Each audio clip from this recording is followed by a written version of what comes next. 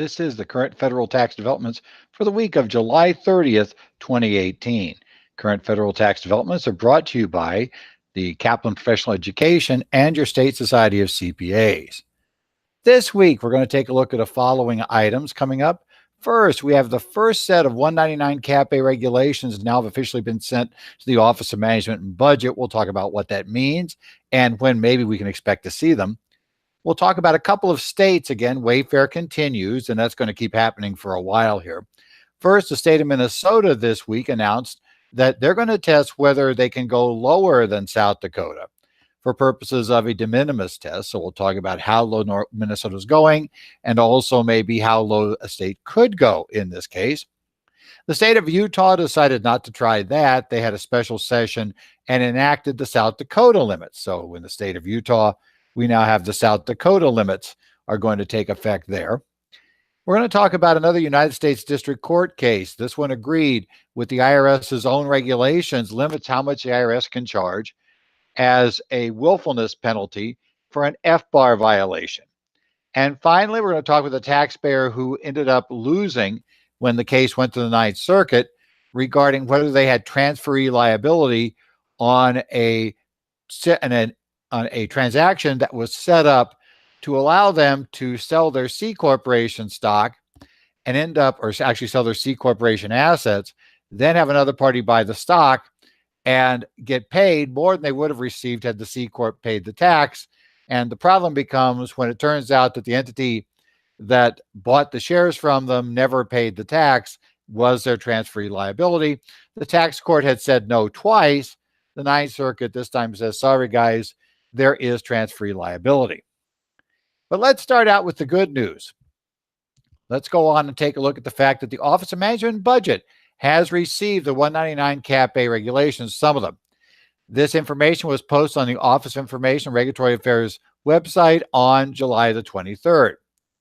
And what we found there was a title there for an entry that said guidance under section 199 CAFE, and then in parentheses says computational. Now, right now, that is all we know about these regs. They are regulations. They are comes under the ruling or the agreement that Treasury and the Office of Management and Budget had that they will review these particular TCJA regulations will be reviewed no more than 10 business days. So we're going to have 10 days. The Office of Management and Budget is reviewing the regs. Prior to this year, OMB did not review Treasury regulations. They had been exempted from OMB's review. That was changed this year. There was a fight involved. Treasury still doesn't like it. In fact, the Treasury Secretary still, I guess right now, he makes happy. But the idea is that he wasn't terribly thrilled about this either. Doesn't matter. It is in OMB. And we're going to see how quickly they go. Now, we reminded you in the past that OMB still didn't have anybody who knew taxes on board. Hopefully by now they've got somebody there. It's a little bit questionable about how much usefulness you can have for guidance if you don't really know how the taxes work. The 10-day period will end on August the 3rd. Now, the question is going to be how quickly after that do we get regulations? And these are not going to be final. These are proposed regulations. How quickly will we get them in the Federal Register? Well, we have some guidance now. We just finished the 10-day period, and the OMB has sent back to the IRS, basically apparently with approval, the regulations under 965 that they were going to issue as proposed. Those regulations have not, as of yet, made an appearance or an announcement they'll be appearing in the Federal Register. It's been a couple of days. So I would suggest that probably it will be sometime next week, we'll hope, that we'll actually get our first glance at the CAFE regs. Note that the IRS has said pretty much openly that there's not just going to be one set of these regs, that there will be additional 199 CAFE projects coming along. What we're hoping for in this set, though, will be things like, can we combine activities into a single business? You know, how that goes. Probably not going to get specified service here. I mean, that kind of tough to see how that works in computational. But maybe it does. We'll just have to see how that's going to work. But nevertheless, we expect to see more coming down the pike. But at least this will give us something to get started with when we see the proposed regs. We're also going to have to watch them carefully to see if these proposed regs are ones we're allowed to rely upon, or if they're going to be ones that, well, this is what Treasury's thinking, but if they don't go with this, you committed to what they have now, they decide something different. Will you be able to still use what you had, what was in the proposed regs for this year? Watch carefully when these regs come out, whether we can rely upon them, at least for this year's taxes. Next issue up, let's talk about the states. The Wayfair case continues to ripple through the economy and through the various states. The state of Minnesota posted an announcement this week. The Minnesota Department of Revenue posted a news release on the 25th of July. That news release tells us that the state of Minnesota will start enforcing its existing remote seller law on October the 1st of 2018. So that means if you are selling into Minnesota and you trip the minimums, you must start collecting that sales tax and remitting it to the state of Minnesota on the 1st of October. Now, Minnesota uses a rule that looks at the prior 12 months. The first time you have 12 consecutive months where you exceed one or the other of the two limits, then the following month you've got to start collecting and remitting the sales tax. So obviously you'll start tracking if your client's close to these limits. Then you just start keeping careful count and figure out probably during the month in question, the prior month, if it looks like they're going over, and get ready to do the collection. That'll be the way it works. Now, Minnesota did not go with South Dakota's rules. They've kept their own rules that are in their code. First, there are two tests. Like South Dakota, $100,000 in sales will get you in, but only if you have at least 10 transactions. So the good news is in Minnesota, let's say that I sell large pieces of equipment that are taxable to whoever's buying them in Minnesota, and I make one sale there that's $130,000. I will not have to collect sales tax in Minnesota because that single $130,000 sale doesn't push me over the limit. I need to have 9 more within the 12-month period, 9 more sales of some sort before I'll finally have to do collections. South Dakota, the single $125,000 sale would push you into the collection regime. But secondly, this one is a little bit worse. And in fact, I think for most of our taxpayers, this is the limit they're really going to be looking at. If you have at least 100 separate transactions into Minnesota, no matter what the size of those transactions, then you have to collect.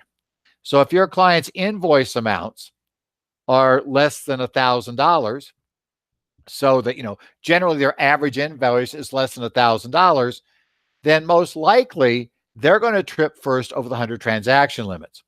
A lot more businesses, I would say, especially those selling to consumers, are going to trip over the 100 transaction limitation, not the $1,000 in sales, because again, unless you have an average invoice of over $1,000, the transaction limit will be your problem. South Dakota allows you 200 transactions, Minnesota only 100. So Minnesota will kick in earlier. Now, one piece of good news, they are a streamlined sales and use tax agreement state. That means that, yes, you can get your license from Minnesota along with the other streamlined sales and use tax states. That also means that as far as the Supreme Court was concerned, that's a good thing for Minnesota. Minnesota is also not looking retroactive. That's a good thing. A key question we've got to look at here, though, is the fact that Minnesota went to half of South Dakota's standard on transactions, will that be considered to be an impermissible burden? Well, here's the practical problem. Maybe it would succeed. Maybe you could go to court. Maybe you could get it thrown out. But my guess is if you have 250 transactions, the fact that you were tripped at 100, they're probably not going to let you out because 200 would be high enough. And so therefore you weren't harmed. The catch is if I only have 100 transactions in Minnesota, if I fight Minnesota, I'm going to have to pay for the court cost to defend those 100,000 transactions, which are less, those 100 transactions, which are less than 100,000 in revenue. It's going to pretty quickly become far more expensive to fight Minnesota than to just go along. My guess is for most clients, we're going to have to advise them that probably if they trip the 100 transaction limits in Minnesota, they better assume it's time to go start collecting the sales tax. Because, I'm sure while all the other people around the country would love it if they took Minnesota to court and won, they're probably not going to make money by doing that. Next up, the state of Utah Utah called a special session and they adopted Utah Senate Bill 2001, which came in on July the 19th. It's been signed into law now by the governor of Utah. And what this bill does is adopt South Dakota's triggers. So again, you're looking at this one, not 100 transactions, 200 transactions, or $100,000 worth of sales. That's exactly the level of numbers that the Supreme Court, Justice Kennedy, approved in South Dakota. The collection date is not October 1st. That's a little bit more good news. This will be on January 1st of 19. Not like that's not really coming up quick, but at least it gives you a few more months to work besides the October date that a lot of states are going to. So there's the other piece of good news. One piece of bad news, though, if you've been voluntarily collecting sales tax for Utah and you're an out-of-state seller, turns out they're going to eliminate the 18% reduction. Under prior Utah law through the end of 18, if you basically did not have physical presence in Utah, but you voluntarily agreed to collect the sales and use tax, you were essentially able to keep 18% of what you collected. So in essence, the state paid you to do it. That payment to do it is going to be eliminated as of the first of the year. So if you have a client who's been making use of that 18% reduction in Utah for voluntary compliance, that's coming to an end when the mandatory collections come in. The other thing is, please remember, Utah is a streamlined sales and use tax member state.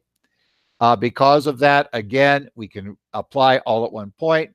But secondly, Utah is pretty much on all fours versus what South Dakota had, and which Justice Kennedy decided looked pretty good to him. So my guess is Utah's cases, I think you're going to have a lot less success, I think people will, in attempting to challenge Utah's bill. Again, maybe somebody's got a creative way to do it. Maybe there's somehow to bring this in. But right now it seems like Utah, most likely in Utah, you're going to have to actually collect and pay over the sales tax if you trip the triggers for the state of Utah. Next up, the IRS loses again. A second court tells the IRS you never updated your regs. Tough luck. This is Walden versus United States. This is a Colorado District Court case. Case number 1:17CV01287, issued on July the 19th of 2018. This is a case that, just like the case earlier, Colliot case in Texas, this is a taxpayer who willfully violated the FBAR reporting rules. That's not a question here. They have willful violation. However, under the law, generally, the Congress changed the law back in 2004, and they said if you willfully violate the FBAR regulations, the IRS can impose a maximum penalty, at the greater of $100,000 or 50% of the balance in the account. Now, that could be nasty because obviously if you violate FBAR for 1 year, you probably violate it for multiple. And if you keep giving up 50% of the account, after 2 years, you may very well not have an account left because the penalties, and you may be paying more of a penalty than you have in the account once we get to year 3. So basically, that would be expensive. However, the prior law only had a $100,000 penalty. The regulations the IRS has under this provision of the law were never updated. The IRS regulations still reference a maximum penalty of $100,000. Now, here's where it gets to be a problem.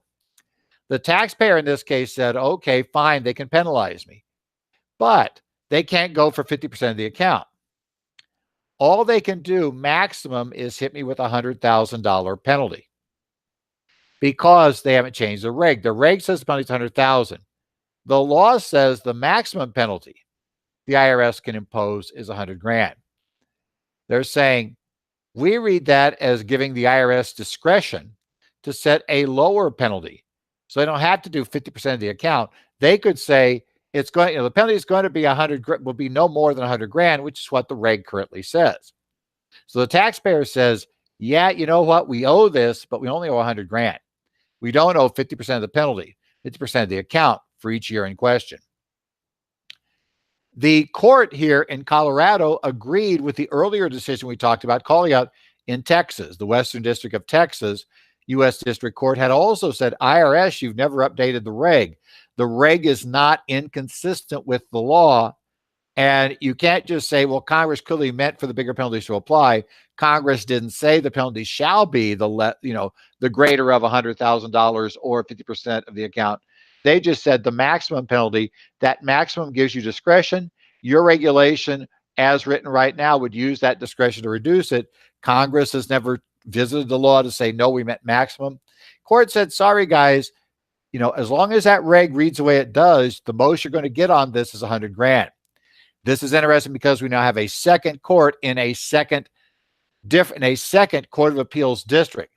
So if the IRS appeals this, we could end up having it going in two different circuits, or more likely, the IRS will try to figure out which circuit's more favorable.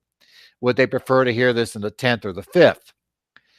We'll see. I would put my bet on the 10th, but nevertheless, they could go in the 5th. It depends. The 5th on FBAR might actually work for them. We'll just have to see.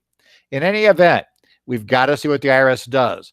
Do they actually go ahead and try to get an overruling of these opinions in the courts of appeal, or do they go back and try to redo a new regulation project and simply have the rate conform to what Congress said in 2004?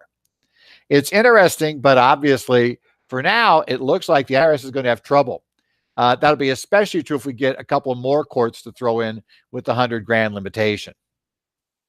Our final issue this week looks at a case of transferee liability. And this case, which actually is an Arizona case, is Sloan versus Commissioner from the Ninth Circuit Court of Appeals, case number 16-73349 on July the 24th. This was a case where the tax court had ruled that the taxpayer did not have transferee liability in this case, but for the second time, the Ninth Circuit overturned the decision. The last time they overturned it, said, tax court, you didn't consider the right test. Go consider it. This time the court said, well, we considered it. We still don't see transferee liability. Now the Ninth Circuit said, sorry, guys, there's transferee liability. Now, what was the structure here? The structure here was what was essentially a marketed program. And this particular program, which was marketed to a lot of taxpayers, we've seen a bunch of cases like this over the years. We've had a number of cases that have come down using this structure that was used in the case of Sloan. The taxpayer owned, in this case, it was a broadcasting company that had a lot of radio licenses and all that sort of thing. So this broadcasting company went to sell out to a larger competitor. As I recall, it was Citadel that was buying them. They turned around and basically sold their assets to Citadel. Now, they're a C Corp, so obviously this is going to create a problem. There's going to be a gain inherent inside the C Corp, right, which will be taxable. Then secondly, there's going to be a gain imposed on them when they sell their stock. This was not a 1202 company. It's going to end up being stuck with, having to pay the double tax. That double tax was always our problem with a C Corp, right? C Corps may work great. They're great at building capital because the rates had always been lower than individuals. Now, by the way, they're much lower than individuals. But the problem is when you try to get out or you try to get funds out, they're not so great for that. What happened in this case was, though, their accountant got a flyer from an organization that says, you know what, we can solve problems for people that have this sort of C Corp, big gain inside, and we can go ahead and we can eliminate that tax. What we do, we have this program where we can take the income from that and we can offset it with losses that we're going to generate in this new corporation. And so we will get rid of your tax liability. And because of that, we're going to get rid of that liability. We can pay you more than for your stock, for the stock of a corporation has a big tax liability attached to it. We're going to pay you more than the balance of the cash in that company reduced by the tax you'd have to pay, because obviously the only money coming out would be the money net of tax. So we'll give you more money and we'll get rid, therefore, effectively of a significant portion of that first level of tax. Now, the taxpayer said, okay. So the accountant came to the taxpayer, said, I got this marketing, and it seems like something that would solve your problem. I don't know much about it, but you want me to look into it. The taxpayer said, well, yeah, we owe a lot of tax. Please look into this. The accountant then brought in an attorney. And by the way, and then one of the owners brought in another attorney. So we have two attorneys and the accountant looking at this transaction. In looking over the transactions, they made inquiries of the buyer. And they asked the buyer, you know, well, basically, is this legit? Are you going to buy? And they said, yes, we're buying the stock. Well, they said, well, that's great. If it's a stock sale, we get rid of the second tax. But we don't understand something here. How exactly are you going to get rid of that tax inside the company? Because that company still owes a ton of tax. And what the buyer said was, sorry, guys, that's a proprietary tax planning scheme or structure that we use, and we're not telling anybody how we do it. Okay, so they were basically shut down as far as learning how they would keep from paying the tax. Nevertheless, the attorney informed, both attorneys, it appears, informed the corporation that basically, yeah, we don't know how they're going to get rid of this, but we don't believe you face a risk of transferee liability. Transferee liability would occur if you basically bankrupt a corporation and you bankrupt it as a shareholder, and you do so knowing that there's a huge unpaid liability. In essence, you're not allowed to do that. And the Internal Revenue Code doesn't allow you to do that. And so what ends up happening in that case is you end up having the liability for the taxes transfer from the corporation to the individual shareholders who took the money out of the corporation. In this case, turned out ultimately that the buyer's magic strategy didn't work. So there was this huge unpaid tax. It also turns out that what the buyer did was took the money out of the corporation and used that to pay off the debt that had been borrowed to buy the stock from the old shareholders. So the debt stayed in the company for a very short period of time. In essence, the debt was outstanding for a short period of time, and the debt, and it was paid off immediately. They cashed it out. They took their fee. They went home. The corporation is left with no money. And ultimately, when this loss that they claimed they could take turns out not to be allowed, it's got no assets with which to pay the tax. It doesn't pay the tax. The IRS first goes against the buyer and said, you took the money, but they're bankrupt. They're unable to pay the tax. So now the IRS is going back to the original sellers of Sloan, of Sloan Broadcasting and saying, guys, you owe us the tax. The tax court had twice said, no, that wasn't the case. They said, look, these guys had asked their accountant and attorneys. They got this advice. These guys had no reason to believe the tax would not be paid. They had been advised that, this was a fine transaction. And because they didn't have bad faith, we're not going to apply the Arizona's basically statute on these fraudulent conveyances and the federal statute that would then allow the IRS to collect the money. They're going to say basically, no, sorry, there was no bad intent on the part of the sellers. And because that, by the way, there are other cases like this where the tax court has found bad intent. But they said in this case, we don't find any bad intent. This was Midcoast was the company selling these. We don't find any bad intent in this Midcoast transaction. So, there's no transferee liability. The Ninth Circuit did not agree. Now, what's concerning about how the Ninth Circuit gets here, though, is the Ninth Circuit found, primarily by looking at what the attorneys and the accountant knew, that the attorneys and the accountant were aware that they hadn't been told how the tax wouldn't be paid. The attorneys and accountants admitted that they had no idea how you could avoid this. In fact, the attorneys had said, one of them said, in his many decades of law practice in tax law, he had never seen a transaction like this, and he really had no idea how they were going to get out of paying the tax. The court said, well, you should have been on notice that there was a high likelihood the tax wouldn't be paid because you're experienced tax counsel. In essence, assuming that they had this magic pill out there that would somehow solve the problem, that's stretching it. You had reason to believe the tax wouldn't be paid. Now, what's disconcerting about that, though, was the Ninth Circuit panel then jumped ahead and said, well, the taxpayers, therefore, had noticed the tax wouldn't be paid. There are only two ways I can see to come to that conclusion. Number one, that the taxpayers should have recognized that this deal was too good to be true from the start. And so, that's why they sought the advice. But, when the advice didn't come back saying the tax would be paid, that should have been a red flag to them. Or number two, okay, maybe they don't understand it, which, by the way, seems more in line with the way courts have traditionally analyzed things like this. But because their advisors knew this, and there was nothing the court showed me, nothing I've seen in this case suggests that the attorney and accountant told the taxpayer that, oh, by the way, we can't figure out how they're not going to pay the tax. So, we don't have any idea. So we suspect maybe they're not going to pay it at all. I don't see any evidence of that. But the court, the panel did basically assume that knowledge was inherent in the taxpayer. And because of that, there was fraudulent intent.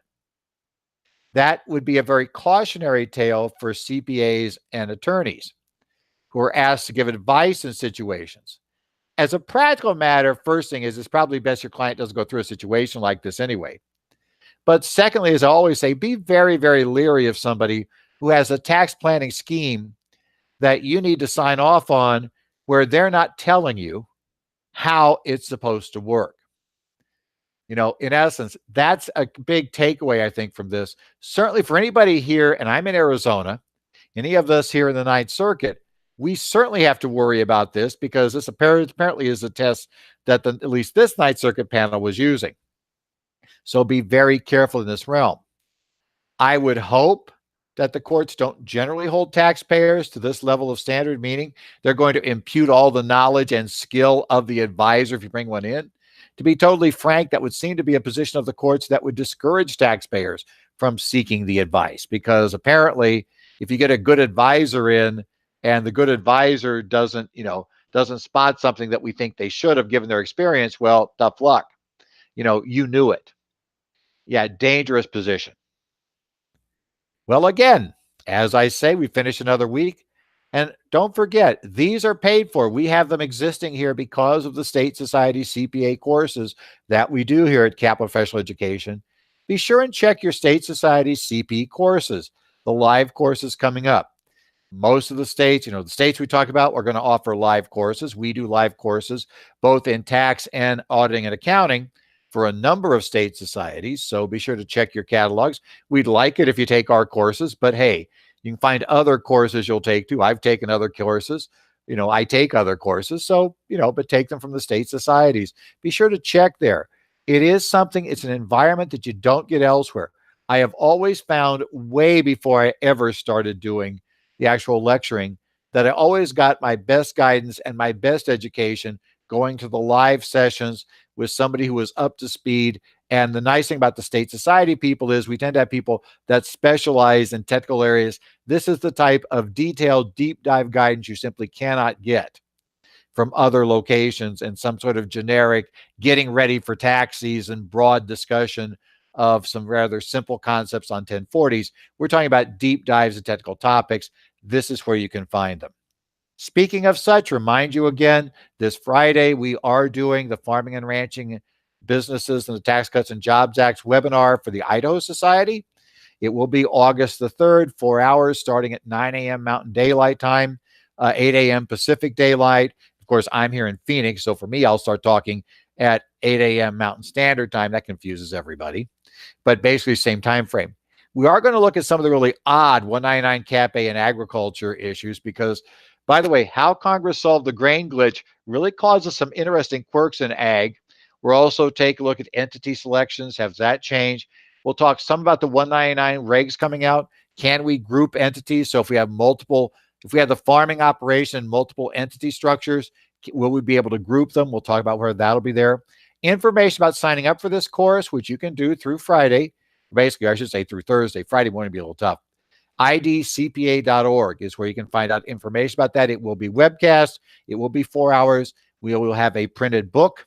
Well, I should say PDF book. You can print it. And we'll also have the slide live presentation. You can present questions during the session. So If you have that issue, you're looking at that farming and ranching issues and just want to dive on the Tax Cuts and Jobs Act and are willing to accept, we're going to concentrate on farming and ranching examples of how they would be impacted, you can go ahead, sign up for this Friday's course. This has been the current federal tax developments again for the week of July the 30th of 2018. Remember, you can catch our regular updates online at currentfederaltaxdevelopments.com. If you want to ask me questions, you can questions or comments, edzollers at currentfederaltaxdevelopments.com is where you can send the emails. You can follow me on Twitter. There I'm at edzollers. I also follow discussions on the Arizona, New Jersey, and California listservs. California's Tax Talk is also open to anybody in the country. The Arizona, New Jersey ones are open to members in those states, so you have to be a member of the state society. But we do post questions there. Also, I check in from time to time on the Tax Pros listserv on Reddit, reddit.com/r/taxpros. Well, probably won't have the 199 Cap A proposed regs next week, but we'll hope for something the following week. But I'm certainly going to have more things happening to talk about in the coming week that's developing in taxes. And I look forward to doing another week here in the area of federal taxes as we talk about the area of current federal tax developments.